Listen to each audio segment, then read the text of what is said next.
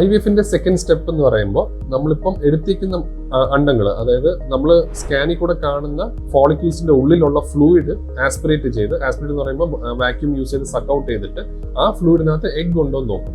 അത് തൊട്ടടുത്ത് മറ്റേ IVF-OTയുടെ തൊട്ടടുത്തിരിക്കുന്ന എംബ്രിയോളജി ലാബിലാണ് നടക്കുന്നത്. നമ്മൾ ഈ ഫ്ലൂയിഡ് എംബ്രിയോളജിസ്റ്റിന് ഹാൻഡ് ഓവർ ചെയ്യുമ്പോൾ അവർ മൈക്രോസ്കോപ്പിന്റെ അടിയിൽ ഈ തരുന്ന ഫ്ലൂയിഡിനകത്ത് എഗ് ഉണ്ടോ എന്ന് നോക്കും. അങ്ങനെ ടോട്ടലി 2 ഓവറീസിൽ നിന്നുള്ള എല്ലാ ഫോളിക്കിളും ആസ്പിറേറ്റ് ചെയ്ത് കഴിഞ്ഞിട്ട് അവർക്ക് എത്ര എഗ് കിട്ടി എന്നുള്ള ഒരു ഫൈനൽ കൗണ്ട് അവർ നമ്മുടെ അടുത്ത് പറയും.